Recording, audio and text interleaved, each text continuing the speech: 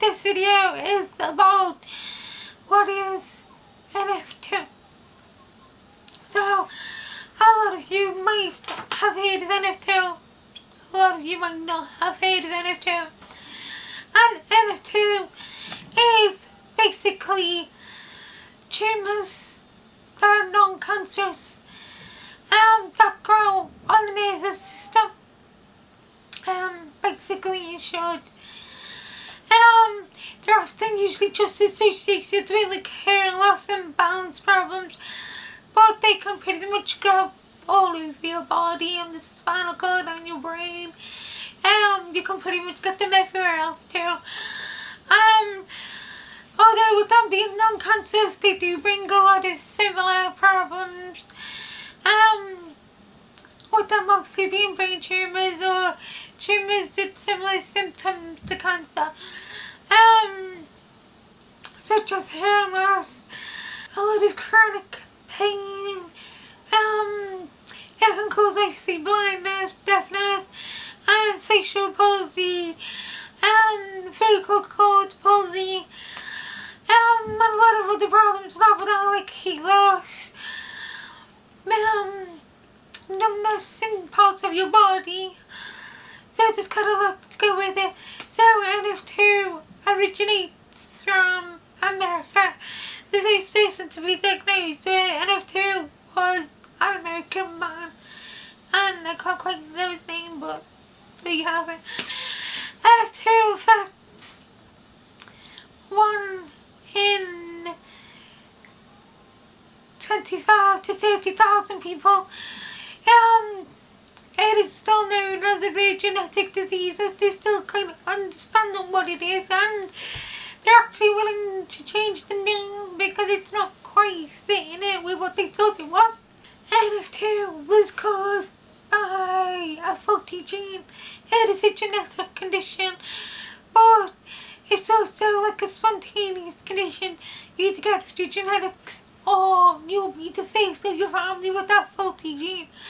And it's just like a tiny little missing link from chromosome 22, I believe. 22, I think so.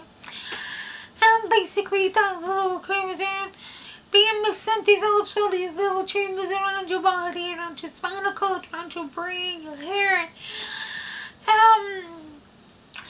Those with NF2 can develop, now correct me if I say this wrong because I've never heard it probably. I think it's mosaic NF2. That's a different form of NF2. That is when the tumours stay around a specific part of your body. So they only affect the specific part of your body, and you develop them spontaneously. So like, no one in your family has ever had them before. For me, this is a genetic condition. My mom and my sister have this as well, so my little brothers don't, so they're kind of like, all girls, no boys have it. Unfortunately.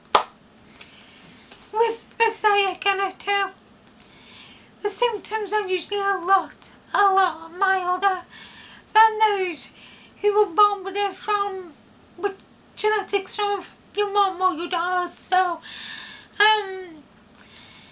it's a lot harder to deal with, a lot more symptoms, a lot more problems when you're born with it through your family, instead of spontaneously developing this gene or this faulty gene. So, for me, with NF2, I have several different types of tumours that develop with NF2 patients. Now again, forgive me if I pronounce these wrong because it's really I can't understand these. So one's called schwannomas, which I'll write it down here for you guys. One is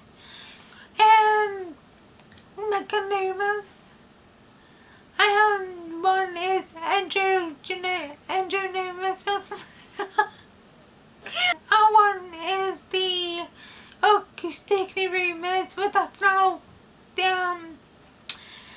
that's called something else now. I think that's in the schwannoma family.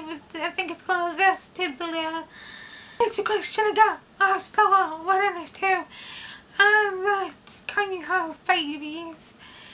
Personally, I can't conceive babies. I can't have babies because of this condition. But a lot of people can go on to have babies, as there is only 50% chance of you having a baby with it, so there's a chance that you got to think about alternatives that are usually suggested, so using different eggs or sperm donation, surrogacy, again I can't pronounce that word, so adoption, just stuff like that. They kind of actually advise you not to have babies. The doctors, they do, you know, because the whole condition itself is very dangerous for yourself. It's very your body, it develops properly, but depending on what your tumours are, it affects the whole growth of your baby. It affects your whole health as a big thing. It actually slows the development of your baby, so your baby could be born with it, or they could be born with other deformities.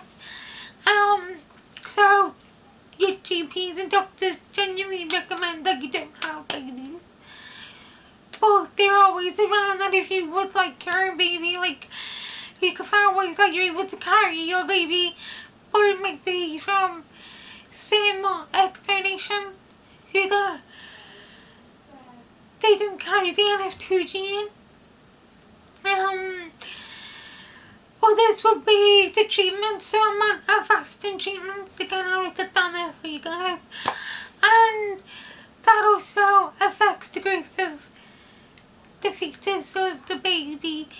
Evidently it would eventually kill all the cells that are trying to produce a baby, so I would have to stay off that for like quite some time, pretty much maybe all of the pregnancy, which then would cause the mother, or you know, myself in this case, to maybe develop some growth in tumours. The symptoms might get like progressively worse while off treatment and whatnot, so there's a lot of factors around NF2 and pregnancy. Or you know, there's no real out there that people with NF2 can have babies. I mean, look at my mum's shell. So obviously you can't have babies. I guess it just depends on your development, like how many tumours you have, where they are, how they're affecting you and things. But obviously if you're like me, they don't advise you to have babies anyway. Like I have a lot on my spine, so we all know that babies smush all your stuff, like your organs together and push you back and stuff. So that won't be very safe for me to carry. So basically that's NF2 in short. If you like more information, I will attach the links below, also commented down here. If you've got any more questions that I haven't quite covered that you would like to know more of, or if you would like to know more of my own story, then please do comment any questions that you have about NF2, or about how NF2 has affected me and how it came around in my life. So don't forget to like, share and subscribe down below.